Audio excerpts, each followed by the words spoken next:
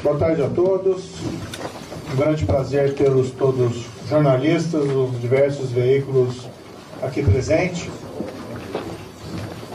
Bem, quando eu fui convidado para assumir o ministério pelo presidente Bolsonaro, eu levei a ele uma lista de uma série de coisas que eu gostaria de fazer. E, em primeiro lugar, estava uma apresentação de um projeto de lei anticrime para tratar de aspectos, entendo, de pontos de estrangulamentos da legislação processual penal e da legislação penal. Medidas simples, mas que visassem aprimorar o nosso sistema e corrigir algumas falhas.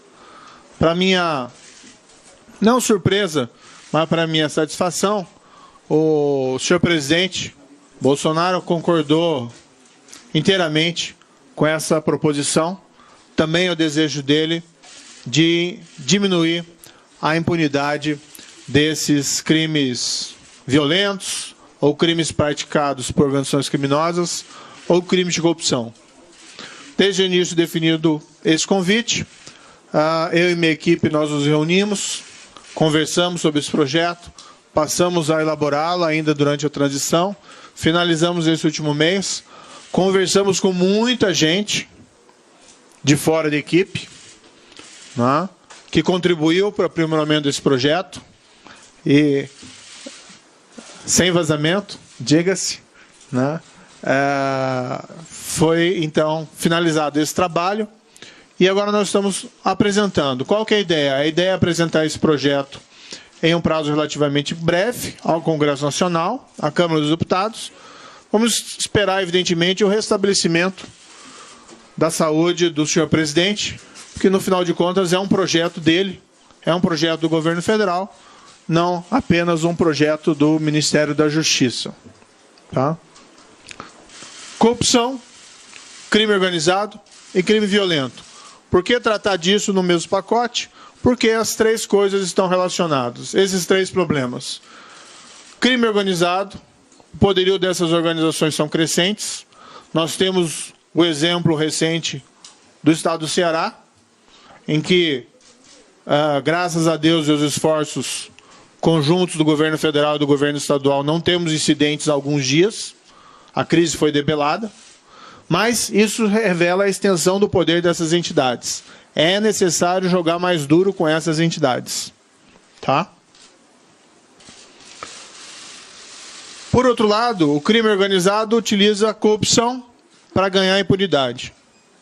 Por outro lado, o crime organizado está vinculado a boa parte dos homicídios no país.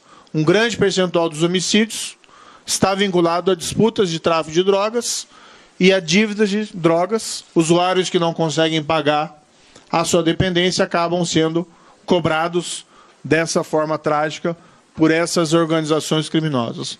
Por outro lado, o crime contra a administração pública, como a corrupção, esvaziam os cofres públicos, diminuem os recursos disponíveis para que o Estado, a União Federal, possam adotar políticas mais eficientes contra a criminalidade organizada, contra a criminalidade violenta, ou políticas sociais em geral, que possam também servir como, vamos dizer, estrategicamente orientadas para diminuir a sedução pelo crime, muitas vezes de pessoas vulneralizadas. Então, os três problemas estão vinculados. Não adianta tratar de um sem tratar dos demais. Daí a razão de nós termos feito esse projeto abrangendo as três questões. O projeto foi apresentado hoje de manhã ao presidente da Câmara, recém-eleito, deputado Rodrigo Maia. Nós conversamos brevemente sobre o projeto, me coloquei à disposição para ir quantas vezes necessário for ao Congresso Nacional e, em particular, nesse primeiro momento, à Câmara dos Deputados para explicar esse projeto. Nós já estamos agendando reuniões com esse propósito. Gostaríamos de convencer os deputados e parlamentares de que esse projeto é acertado para tê-los aprovado em um prazo relativamente curto ou pelo menos médio. Estamos abertos a sugestões, a alterações, não temos aí a pretensão de sermos os donos da verdade. Houve uma solicitação por parte dos governadores, em uma reunião durante a transição, que esse projeto fosse apresentado a eles, o que é muito pertinente. O problema da criminalidade não é um problema da União Federal, é um problema de todos, mas em particular dos estados e do Distrito Federal. Afinal de contas, nós somos aí uma federação, então nós convidamos os governadores, os seus secretários para essa reunião. Infelizmente, por problemas de agenda, é impossível tê-los todos presentes, mas houve um quórum qualificado, e quem não pôde vir enviou representantes qualificados, especialmente os secretários de Segurança Pública, mais envolvidos diretamente nessa questão. O projeto foi apresentado, nós ouvimos sugestões, vamos avaliar essas sugestões e algumas até já nos comprometemos a inserir no projeto. O ideal é que todos possam participar disso, embora o projeto tenha a sua origem no governo federal, e particularmente no Ministério da Justiça e no desejo do presidente Jair Bolsonaro, nós entendemos que essa é uma tarefa coletiva. A entrevista agora marcada é para apresentar à imprensa, o melhor veículo para transmitir informação à sociedade civil e à população, e com isso nós possamos receber também, vamos dizer assim, um feedback, sugestões, críticas da sociedade e da população a respeito do projeto. Ele ainda vai ser debatido no Congresso Nacional e sempre nós poderemos aprimorá-lo. Bem, muita gente sabe que eu trabalhei como juiz. O que nem todo mundo sabe é que eu também fui professor de processo penal por 10 anos. E a minha ideia agora é explicar vários pontos do projeto, para os senhores e senhoras. Acho que todos já receberam cópia, né? E depois, ao final dessa explicação, nós abrimos para perguntas. Infelizmente, eu tenho que estar no Congresso às 3 horas, por conta da solenidade de abertura do ano legislativo. Então, nós não temos todo o tempo para poder passar a tarde aqui e explicar todos os pontos, mas fiquem cientes que o Ministério da Justiça e Segurança Pública está à disposição para, mesmo em outro momento, dar as explicações necessárias. Certo? Então, vejam, o anteprojeto, na via que foi passada à imprensa, foi separado por temas, para facilitar a compreensão. Depois ele vai ser organizado na forma de um projeto de lei, com todas as formalidades legislativas específicas. Começa com a questão da execução provisória da condenação criminal em segunda instância. O governo federal tem a responsabilidade de liderar o processo de mudança. O Brasil vem, apesar da Operação Lava Jato, das condenações relevantes nos últimos anos, do fim da impunidade da grande corrupção, que se pode dizer, ainda embora haja muito o que fazer. O governo federal tem que assumir a liderança no processo de mudança e, para tanto, precisa de alterações mais gerais. Uma delas é a execução em segunda instância. O Supremo já afirmou 4 vezes que ela é constitucional. Nós queremos deixar isso claro na legislação ordinária. Ou seja, após o acórdão condenatório em segunda instância, inicia a execução. Certo? Isso é importante para a corrupção, isso é importante para crime violento, isso é importante para crime organizado. Não é só para uma corrupção. Certo? Não adianta nada nós mexermos no restante da legislação se o processo penal não funcionar. Se ele não chegar ao fim em um tempo razoável. Então não adianta você levar a pena lá de crime, por exemplo, e não que o projeto diga isso, mas elevar a pena do crime de homicídio se o processo não chega no final. Eleva, fica algo simbólico e não funciona. Então nós estamos mexendo nisso e essa é uma mudança fundamental.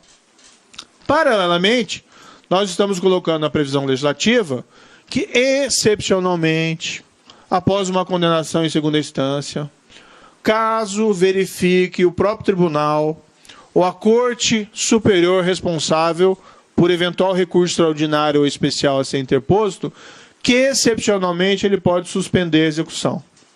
Podem haver situações, vamos supor assim, uma pessoa é condenada por um crime de calúnia e esteja envolvida uma questão relativa à liberdade de imprensa. A ensejar um recurso extraordinário ao Supremo Tribunal Federal, o Supremo Tribunal Federal, numa análise, sumária entende lá, olha, pode ter alguma pertinência, tem plausibilidade, tem possibilidade de reverter a condenação. Dá o efeito suspensivo, mas não como regra. A regra, segundo o projeto, é que, a partir da condenação em segunda instância, inicia como regra a execução da pena. Como que é isso?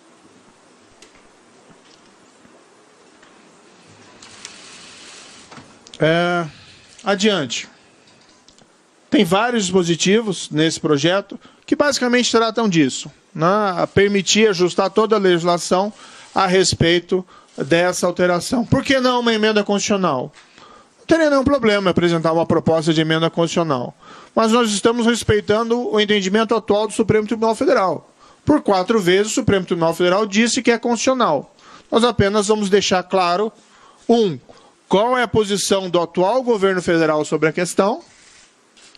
2, modificar a legislação para deixar clara a posição do legislador quanto a esse tema.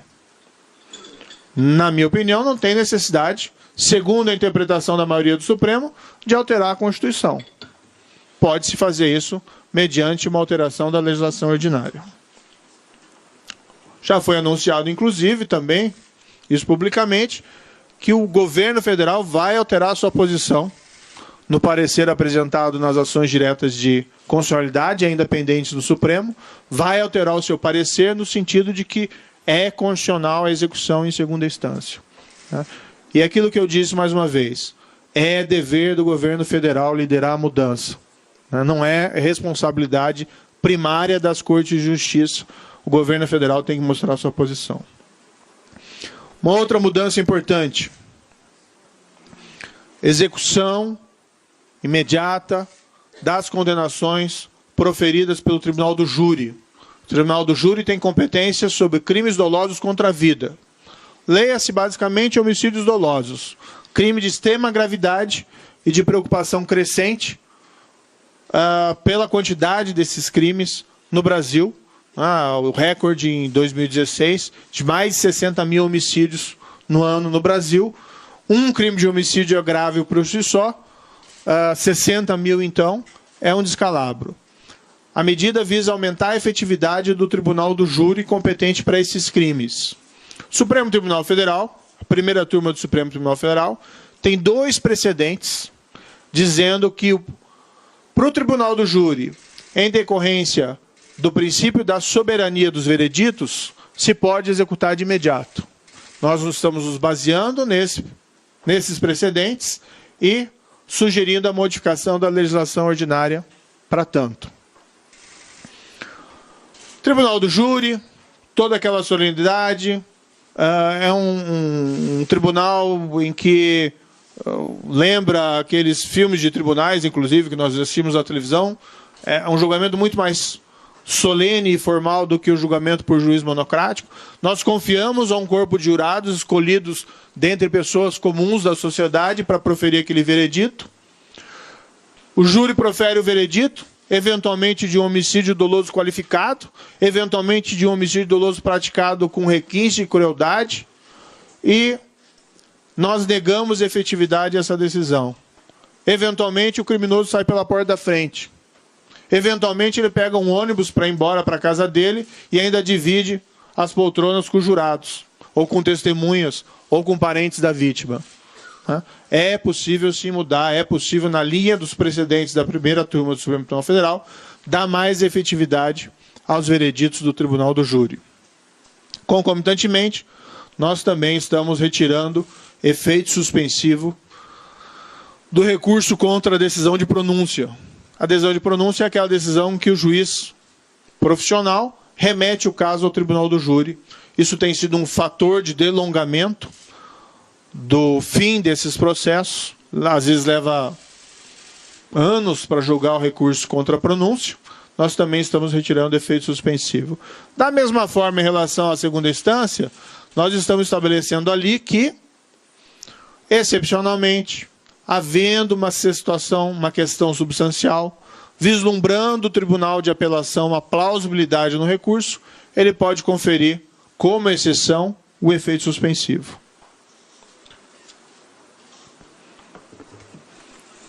Há uma previsão de alteração dos embargos infringentes, que ele seja cabível quando houver divergência em julgamento de segundo grau, somente quando a divergência diz respeito à absolvição.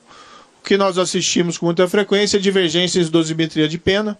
Juízes dificilmente concordam em dosimetria de pena, porque os critérios são subjetivos.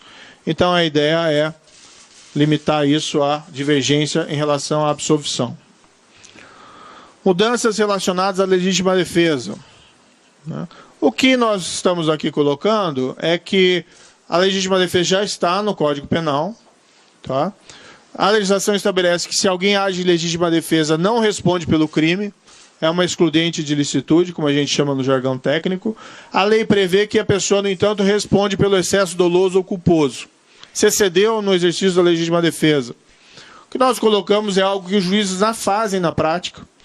O juiz poder reduzir a pena até metade ou deixar de aplicá-la se o excesso decorrer de excusável medo, surpresa ou violenta emoção. O exemplo que ficou famoso nos anos próximos foi o caso do agressor daquela artista famosa, Carolina Dickmann. Houve uma reação do irmão dela, Ana Hickman, perdão. Não tenho tido muito de acompanhar o show business recentemente. Mas, enfim, houve uma reação por parte de um parente dela, que, em legítima defesa, acabou matando o agressor. Ele foi processado, ele acabou sendo absolvido, porque o juiz entendeu que não havia o excesso. Talvez ele decidiu dessa forma porque, no fundo, havia um excesso, mas ele não tinha uma alternativa legal para deixar de aplicar a pena. Então, a legislação apenas estabelece isso, porque, de fato, muitas vezes, em situações de legítima defesa, o excesso pode decorrer de uma situação peculiar, como medo, surpresa ou violenta emoção. Nós ainda estamos esclarecendo na legislação algumas situações que caracterizam legítima defesa. Nós não estamos ampliando a legítima defesa, nós apenas estamos deixando claro na legislação que determinadas situações que se verificam no cotidiano caracterizam legítima defesa. Então, agente policial de segurança pública, conflito armado, em risco iminente de conflito armado, previne injusta e iminente agressão a direito seu ou de outrem. Agente policial de segurança pública, previne agressão, risco de agressão, a vítima mantida refém durante a prática de crimes. Eu não vou passar aqui todas as medidas, porque ficaria um pouco cansativo. Peço escusas aos senhores e senhoras. Apenas vou destacar aqui as que me parecem mais relevantes, sem prejuízo de esclarecimentos posteriores. Mudanças no Código Penal para endurecer o cumprimento de penas. Nós não desconhecemos que existe uma situação carcerária difícil no país, que existe superpopulação nos presídios, tá? Mas é necessário endurecer o cumprimento de penas para determinadas espécies de crimes. Não é um endurecimento geral. Nós sabemos que o sistema não comporta endurecimento geral. Mas nós sermos mais rigorosos com crimes mais graves é algo consistente com os anseios da sociedade e não algo inconsistente com os nossos compromissos com o Estado de Direito, com o rule of law ou com a liberdade. Então, o que nós estabelecemos? Que, em caso de condenado que seja reincidente ou havendo elementos probatórios de que ele é um criminoso habitual, reiterado ou profissional, o regime inicial da pena será fechado. Não adianta fazer como se fazia no passado, em simplesmente aumentar o tempo de pena. Tem que saber qual que é o tempo de pena real em regime fechado. Que essa é a prisão de verdade. Regime semiaberto, regime aberto. É uma pena, mas não é prisão de verdade. Então tem que controlar isso e aumentar o tempo de regime fechado para a criminalidade mais grave. Aqui, basicamente, o alvo é o criminoso profissional. Certo? Se você é um criminoso profissional, o sistema vai ser mais rigoroso com você. Também estabelecemos que, em caso de crimes contra a administração pública, como peculato, corrupção ativa, corrupção passiva, o regime inicial, como regra, deve ser fechado. Os anseios da população por uma maior reprimenda contra a corrupção. Colocamos aqui uma exceção para não ferir o princípio da individualização da pena, que se for de pequeno valor, a vantagem indevida ou a coisa apropriada, ou se todas as circunstâncias do caso forem favoráveis ao agente criminoso, se possa estabelecer de maneira diferente. Então, por exemplo, uma coisa é um diretor da Petrobras que desvia em proveito próprio milhões de dólares. Outra situação é de um guarda de trânsito que recebe lá uma vantagem indevida para deixar de aplicar uma multa. É grave? É grave. Mas não precisa regime fechado no segundo caso. No primeiro caso, precisa. Também estamos estabelecendo regime inicial fechado. Tá? Regime inicial fechado para crime de roubo com arma de fogo. Pela legislação atual, eventualmente isso não é imposto. A pena fica abaixo do montante necessário para o regime fechado. Nós estamos estabelecendo isso como regra. O maior pânico do cidadão brasileiro é ser vítima de um roubo, e o que é pior, de um roubo muitas vezes seguido de morte, nas ruas. Precisa ser mais rigoroso com esse tipo de crime. A população quer que as ruas fiquem mais seguras. Não se resolve tudo pela lei, mas parte se trabalha com a lei também. Se tem que mexer na lei, tem que ser mais rigoroso para esse tipo de crime.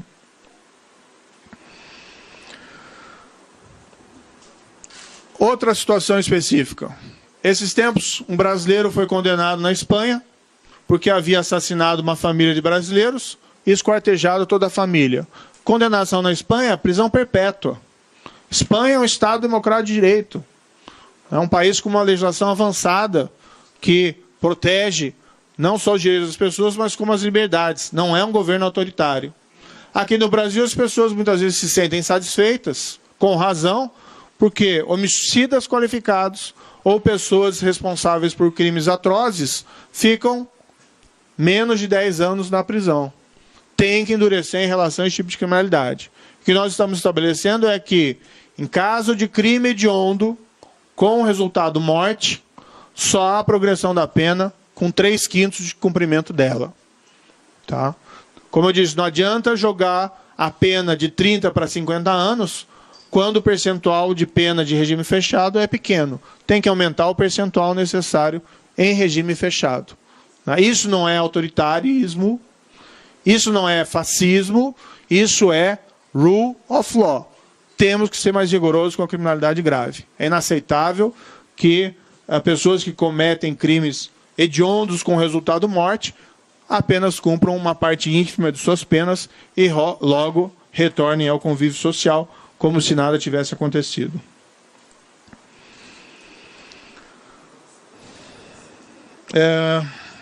Bem, algumas regras especiais aqui. Um ponto importante, uma reclamação também frequente dessas saídas temporárias de presídios. Muitas vezes o criminoso utiliza a oportunidade, ou alguém que foi condenado, para cometer novos crimes. Nós estabelecemos vedações específicas para condenados por crimes hediondos, de tortura ou de terrorismo. Tá? Quando eu falo 3/5 crime hediondo com morte, eu não estou falando de tráfico de drogas. Né? Isso fica muito claro. Tráfico de drogas tem tanto o grande traficante como o pequeno traficante. O sistema, a meu ver, não comporta endurecimento geral em relação ao pequeno traficante por conta dos problemas carcerários. Então, nós estamos evitando esse problema. Nós estamos estabelecendo que lideranças de organizações criminosas armadas devem iniciar o cumprimento da pena em estabelecimentos penais de segurança máxima. É mais rigor do que regime fechado. Nós estamos estabelecendo que o condenado por integrar a organização criminosa ou por crime praticado através de organização ou associação criminosa não poderá progredir de regime de cumprimento de pena ou obter outros benefícios prisionais se houver elementos probatórios que indiquem a manutenção do vínculo associativo. Qual que é a ideia da progressão de regime de cumprimento de pena? Preparar a pessoa para voltar ao convívio social. Então ela começa no regime fechado, que é uma prisão mais rigorosa, vai para o regime aberto, vai para o regime aberto e vai para a liberdade. Nenhum problema quanto a isso. Entretanto, é de todo óbvio que se o condenado é membro ativo de uma organização criminosa, ele não tem condições de ser colocado em liberdade, de progredir de regime. Você quer colocar fora da cadeia alguém que tem aptidão para reinserir-se no corpo social sem praticar novos crimes. E você não quer colocar um soldado do crime organizado em liberdade.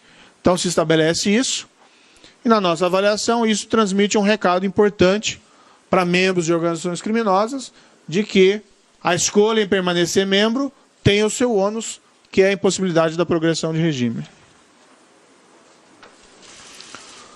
Também uma alteração importante, nosso ver, diz respeito ao conceito de organização criminosa. Nós praticamente mantemos a conceituação atual, mas nós nos baseamos em uma construção do Código Penal italiano, artigo 416 bis do Código Penal italiano, que descreve a associação criminal do tipo mafioso, em que eles basicamente, se os senhores e senhoras forem pesquisar o dispositivo, descreve o que é a Cosa Nostra e nomina especificamente algumas organizações criminosas que se enquadram no dispositivo. No caso italiano, a 'Ndrangheta e a Camorra.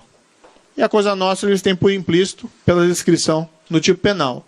O que nós quisemos fazer é, bem, nós temos as nossas organizações criminosas, algumas conhecidas nominalmente, vamos então deixar claro na lei, como se diz lá, crystal clear, que essas organizações são organizações criminosas, também com o objetivo de um efeito preventivo. Então, considera-se organização criminosa, etc, etc, etc, organizações que se valham da violência ou da força de intimidação do vínculo associativo para adquirir, de modo direto ou indireto, o controle sobre a atividade criminal ou sobre a atividade econômica, como o 1º Comando da Capital, Comando Vermelho, Família do Norte, 3º Comando Puro, Amigo dos Amigos, milícias ou outras associações como localmente denominadas.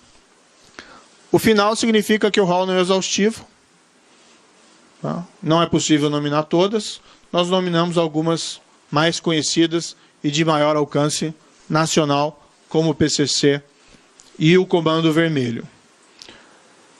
Senhores e senhoras vão ouvir críticas de advogados, de juristas, que essa técnica legislativa não é melhor, de nominar as associações. Bem, nós temos um bom álibi, que é o exemplo do artigo 416 bis italiano, no qual essas associações estão nominadas. E nós fazemos a lei buscando efeitos práticos, não para agradar necessariamente professores de processo de direito penal. Né? Com todo respeito a eles, eu também fui um deles, então é só uma observação de passagem. Isso pode ter um efeito importante,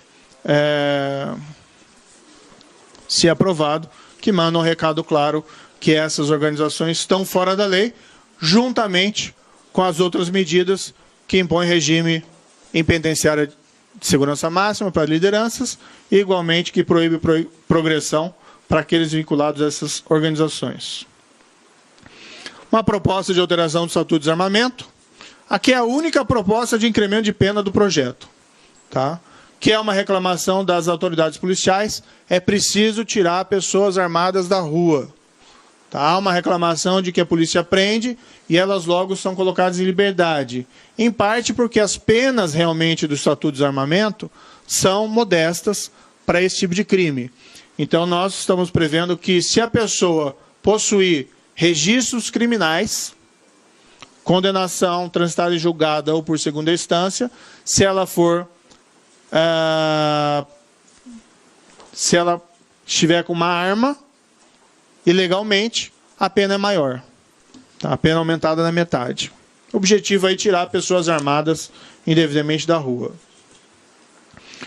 Uma previsão de confisco alargado, que é uma medida prevista, por exemplo, em legislação estrangeira, como no Reino Unido, como em Portugal, para que criminosos profissionais, por crimes de gravidade, nas situações em que seja caracterizada profissionalismo no crime de habitualidade ou vinculação à organização criminosa, possa haver um perdimento geral dos bens dessa pessoa, por uma espécie de constatação de que aquilo é produto de crime, é o chamado confisco alargado. Uma previsão de que, em confisco de obras de arte, isso possa ser destinado a museus, ao invés de ser vendido. Isso é decorrente de uma experiência da Operação Lava Jato, em que foram apreendidas várias obras de arte. E eu acho que é importante que essas obras de arte sequestradas sejam colocadas em museus, para melhorar o acervo artístico dos museus brasileiros. Então, estamos prevendo também isso expressamente. Algumas outras medidas, algumas regras para prevenir prescrição. Vamos colocar claro, o processo penal tem que acabar ou com a absolvição ou com a condenação. Prescrição revela apenas falha do sistema. Não tem porquê nós temos tantas regras generosas sobre prescrição, nós fazemos ali modificações pontuais para evitar esse tipo de problema. Crime de resistência. Qual que é a ideia aqui?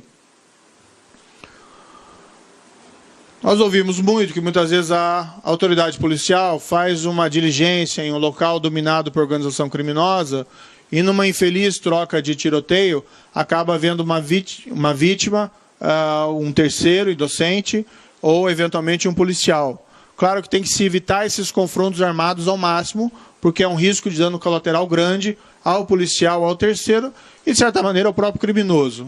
Ele tem que ser preso e não ser morto. Mas, enfim, muitas vezes quando acontece o resultado morte do policial ou de um terceiro, isso vai ao tribunal do júri. E há um manifesto receio de jurados de condenarem pessoas que trocaram tiros com autoridades policiais, muitas vezes também vinculados a organizações criminosas. Então a ideia foi, utilizando o crime de resistência, criar um tipo penal à semelhança do crime de latrocínio, para que isso possa ser julgado fora do tribunal do júri. Tá? Não expor o júri a riscos de retaliação por parte de organizações criminosas ou criminosos perigosos, deixar essa tarefa ao juiz profissional. Soluções consensuais para o Código de Processo Penal. Em alguns países de língua anglo-saxã, Estados Unidos é um exemplo, 95% dos processos acabam com uma espécie de negociação, o chamado plea bargain. Isso não se confunde com colaboração. Acordo de colaboração, nós já temos na 12.850, foi amplamente utilizado na Lava Jato, é um criminoso que resolve trair os seus pares, colaborar, entregando crimes de terceiros, além do dele mesmo, e por isso ele recebe benefícios. No plea bargain, ele confessa, ele admite e negocia a pena. São duas proposições, uma delas de alteração do 28A, do Código de Processo Penal, para crimes menos graves, com penas até 4 anos, que normalmente são sujeitas aí à prestação de serviço, há uma possibilidade de sequer oferecer a acusação criminal pelo Ministério Público e se estabelecem ali algumas condições. Vamos dizer aqui que é uma proposta boa e, na verdade, isso foi uma sugestão do ministro Alexandre de Moraes. Ele apresentou também numa comissão de juristas um projeto e tem essa proposição específica. Com a licença dele, nós plagiamos, com a licença dele, com a autorização dele, nós plagiamos essa proposta por reputá-la realmente extremamente interessante. Então, essa é a proposta do 28A. Há algumas alterações pontuais apenas em relação à proposta originária. E o 395A, que seria o plea bargain propriamente dito, que após a formulação de uma acusação, pode o Ministério Público, acusado, assistido por seu defensor, negociar a pena. O que precisa? Confissão circunstanciada, uma proposta de aplicação da pena. A ideia aqui é diminuir os custos do processo judicial, a velocidade de tramitação do processo, para que naqueles casos nos quais haja confissão circunstanciada, se possa resolver o caso sem o julgamento custoso. Chama atenção aqui, parágrafo 7º, o juiz não homologará o acordo se a proposta de penas formulada pelas partes for manifestamente ilegal ou manifestamente desproporcional à infração. Então, o juiz permanece com o controle final. Ou se as provas existentes no processo forem manifestamente insuficientes para uma condenação criminal. Aqui ele também tem a possibilidade de prevenir a condenação de um inocente, alguém que eventualmente aceite fazer o acordo por receio de receber uma pena maior. Vejam que aqui pode ser negociada até pena privativa de liberdade, diferentemente da previsão do artigo 28A. Então se estabelece um controle do juiz. Há algumas críticas do plea bargain nos países que o adotam, que leva ele eventualmente à condenação de inocentes. Mas vejam, em qualquer instituição humana, o risco de erro judiciário é presente. Risco de condenação de inocentes acontece com ou sem plea bargain, não tenho dúvida. Embora nós queremos ter aqui um sistema perfeito, mesmo no sistema brasileiro, acontece eventualmente condenação de inocentes. Não é a introdução do plea bargain que muda esse quadro, que eleva esses riscos. E ainda que o que nós fizemos foi prever alguns mecanismos para prevenir esse tipo de situação, dando um controle maior pelo juiz nesse processo do plea bargain. Também colocamos que o plea bargain não é para servir também como instrumento de impunidade. Então, no caso do acusado reincidente, ou houver elementos que ele é um criminoso profissional, habitual, o acordo tem que prever parcela do cumprimento de pena em regime fechado. Ainda na linha, algumas mudanças em matéria de competência. Nós estamos lá propondo que, se o juiz, numa investigação, se depara com provas relativas a crime funcional praticado por autoridade de foro, que o juiz, ao invés de remeter todo o processo, separe a parte com a autoridade de foro e remeta. O Tribunal Superior que recebe, vai analisar, se entender que tem que subir tudo, mesmo em relação a quem não tem autoridade, mesmo em relação a quem não tem foro, ele assim decide. Mas não precisa parar o processo totalmente na primeira instância, só porque encontrou lá uma prova de que um possível envolvimento de uma autoridade com foro. Aqui a ideia é agilizar. Também entendemos que a Justiça Eleitoral tem um papel fundamental na construção da nossa democracia. É ela que conduz o processo eleitoral com muita competência. Ela tem atualmente uma competência para julgar crimes eleitorais e conexos. Ocorre que esses conexos muitas vezes são crimes complexos, extremamente complexos, em relação aos quais, apesar da grande capacidade dos juízes eleitorais, não estão eles aí capacitados, muitas vezes, ou com condições de proferir julgamentos em relação a esses crimes. Então, o que a gente estabelece é a separação dos processos. O juiz eleitoral fica só com o crime eleitoral. Houve aqui a proposição também de criminalização do Caixa 2. Essa proposta é basicamente a proposta da Transparência Internacional, com leve modificação, num pequeno detalhe. É um passo importante.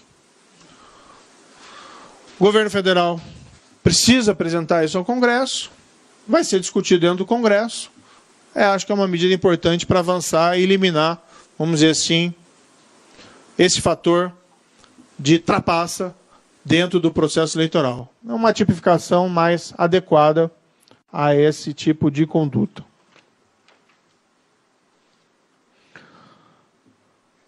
Videoconferência. A legislação atual trata a videoconferência como uma exceção. Em casos muito específicos, ela é possível ser realizada a videoconferência com o acusado preso. Ocorre que informações que nós temos dizem, são no sentido de que os estados do Distrito Federal têm tido gastos milionários com deslocamento de presos, escoltas para essas audiências. O Estado de São Paulo, e aqui eu posso estar equivocado especificamente na cifra, aparentemente gastou mais de 40 milhões de reais, só em 2018, com deslocamento de presos para audiências. Então, o que nós fazemos é alterar a lei ligeiramente para ampliar as possibilidades de videoconferência com acusados presos. Tá? Quem já fez videoconferência sabe que é irreal a ideia de que ela fere os direitos do preso. O próprio risco, o receio de algum problema dentro do presídio é minorado pela possibilidade do advogado estar dentro do presídio. E mesmo assim, o juiz acompanha toda a videoconferência em vídeo e tem plenas condições de verificar qualquer situação anormal na realização daquele ato. Essa, inclusive, foi uma sugestão dos governos estaduais, que nós incorporamos no projeto.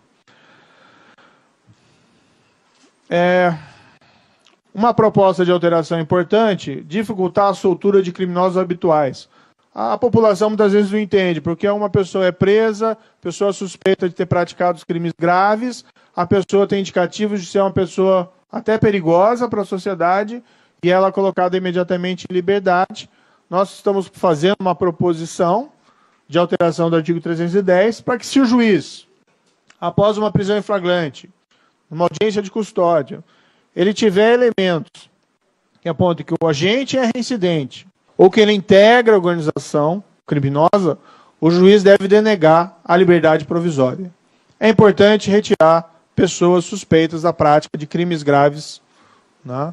Principalmente pessoas com indicações de serem membros de organizações criminosas ou pessoas presas em circunstâncias que apontem criminalidade profissional habitual de circulação. Essa também é uma das proposições do projeto. Há previsões de alterações de medidas no regramento dos presídios federais. A ideia aqui é ter um controle maior sobre as comunicações de lideranças criminosas com o mundo externo. Tá? Detalhes também de alteração do tempo de permanência nos presídios federais. Hoje a legislação prevê 1 ano, renovável por iguais períodos. Nós estamos propondo até 3 anos, também renovável por igual período, para diminuir essas situações de exposição daqueles que requerem, aqueles que decidem sobre essa prorrogação, às situações de risco. Estamos propondo também que os estados do Distrito Federal possam construir ou instituir presídios de segurança máxima, aplicando-se a esses estabelecimentos as mesmas regras dos presídios federais. Claro que aqui com as devidas adaptações. Essa também é uma reclamação importante. Banco Nacional de Perfis Genéticos. Né? Nós temos que pensar no futuro e não só resolver problemas do passado. É um instrumento muito importante para a resolução de crimes. A taxa de resolução de crimes no Brasil, especialmente de crimes violentos, como homicídio, é muito baixa. Aquilo que nós vemos dos filmes, da prova do DNA, é um instrumento de investigação muito importante. O criminoso comete um crime, se o local do crime for adequadamente preservado, se consegue encolher vestígios corporais, analisa essa prova do DNA e faz o cruzamento com o banco de dados de perfil genético. O que é esse banco? Hoje a lei estabelece que todo condenado por crime violento tem extraído o perfil genético. Basicamente é uma moderna impressão digital do perfil genético dele. Isso não pode ser utilizado para pesquisa do gene criminoso, mas é sim uma impressão digital. Se cruza, se houver uma conferência positiva, se tem uma prova muito significativa de que aquela pessoa é o autor do crime. Países como os Estados Unidos têm 13 milhões de perfis genéticos armazenados. Reino Unido, cerca de 6 milhões. No Brasil nós temos, apesar da lei ser de 2013, nós já temos uma lei que instituiu o banco, nós temos cerca de 30 mil perfis genéticos armazenados. Nem a lei atual é adequadamente cumprida, nós vamos trabalhar para que ela seja cumprida integralmente.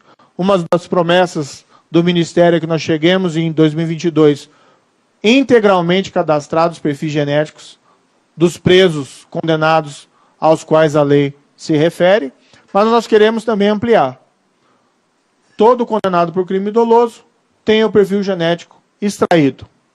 Tá? Há aqueles que dizem que isso fere um princípio da não autoincriminação. Não, ninguém está obrigando o preso a confessar. O que o princípio da vedação da autoincriminação estabelece é que você não pode extorquir confissões.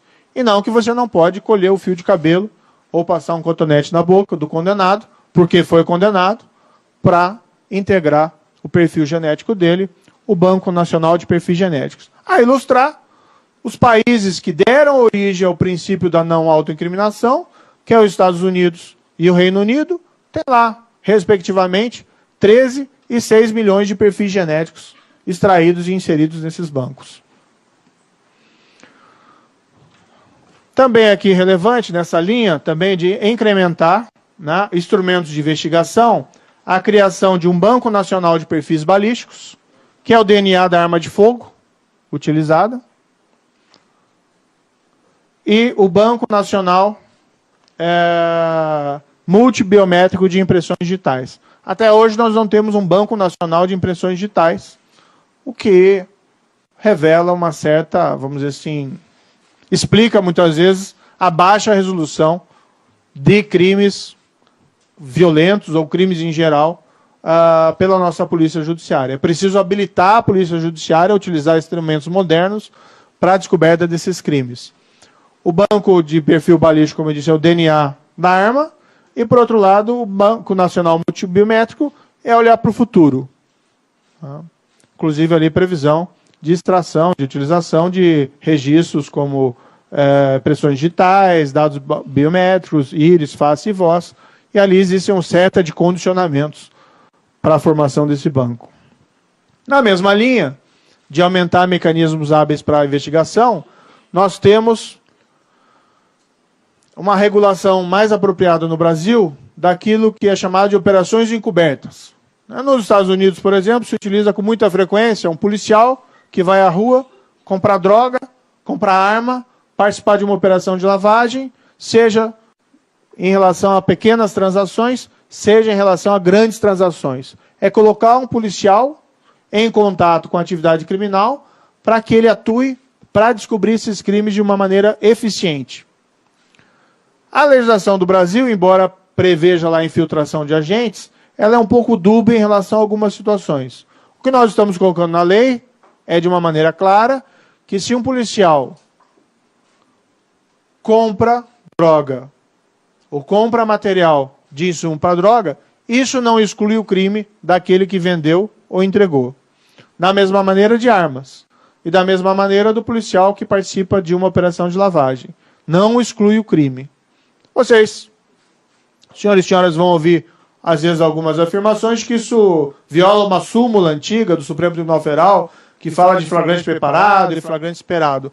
Não viola. Essa é uma interpretação do Supremo que foi feita com base na legislação ordinária, em um tempo que o Supremo ainda era o Supremo e reunia a competência do STJ, e com base no que nós temos na figura no nosso direito do crime impossível. Mas isso é a legislação ordinária. É só mudar a legislação ordinária para superar o problema. E veja, aqui é um agente policial disfarçado que age para revelar um crime, não para provocar um crime. Ainda assim, nós colocamos na legislação uma cautela para prevenir aquilo que se fala no exterior de uma armadilha para o inocente, para evitar o que chama lá, por exemplo, nos Estados Unidos, do entrapment. Então, é crime desde que hajam elementos probatórios razoáveis de conduta criminal pré-existente daquele que participa da transação. Está melhor detalhado ali no dispositivo. A previsão de possibilidade de criação de equipes conjuntas de investigação pelo Ministério Público Federal, Polícia Federal, com as suas congêneres estrangeiras. Isso potencializa a cooperação jurídica internacional. É extremamente importante. Uma regulação mais detalhada da escuta ambiental. A escuta ambiental já é feita no Brasil. Teve um caso muito interessante em Curitiba, em que a Polícia Federal, com a autorização judicial, colocou um dispositivo de escuta num carro, que era utilizado por um grande líder de tráfico de drogas, e a captação ambiental daquelas conversas, o indivíduo era o chamado Éder Conde, pode ser resgatado a história desse caso, com as escutas ali realizadas, se produziu uma prova categórica de que aquele indivíduo estava envolvido em grandes carregamentos de drogas, e ele foi condenado por conta disso. O Supremo já decidiu que é constitucional, questão de ordem no inquérito 4242, posso estar enganado aqui com o número, mas enfim, acho que é 2424, mas tudo bem. Peço que jornalistas depois chequem. Nós estamos apenas regulando melhor essa possibilidade. Segue-se, de certa maneira, o regramento da interceptação telefônica. Concomitantemente, nós estabelecemos que realizar a captação ambiental, a escuta ambiental sem autorização judicial é crime. Isso é uma salvaguarda contra a utilização abusiva do instrumento, por exemplo, sem autorização judicial. E nós finalizamos com a introdução da figura do informante do bem, aquilo que chamam lá do whistleblower, né? É uma fonte potencial de informações de crimes contra a administração pública, e nós fazemos uma regulação aqui bastante simples. Desde o início, o objetivo do projeto foi que não fosse um projeto complexo, que fossem medidas muito pontuais e não um extenso projeto de lei, com vários artigos complexos, Existem propostas muito interessantes que não foram aqui incorporadas, mas esse projeto de lei é o nosso carro-chefe inicial. Isso não impede que nós apresentamos outras propostas no momento oportuno. Antes de abrir... Bem, vamos abrir a perguntas. Tá? Só me antecipando, eu já ouvi questionamento de que o plea bargain não podia ser utilizado pelo Tribunal do Júri, por conta da competência do Tribunal do Júri. Mas, veja, nós trouxemos a construção do Tribunal do Júri também do direito anglo-saxão. Estados Unidos e Reino Unido, que utilizam plea bargain mesmo nessas situações. Por quê? Porque o Tribunal do Júri é considerado uma garantia do acusado. E ele pode abrir mão dessa garantia, negociando a pena, porque ele tem aquilo como mais vantajoso.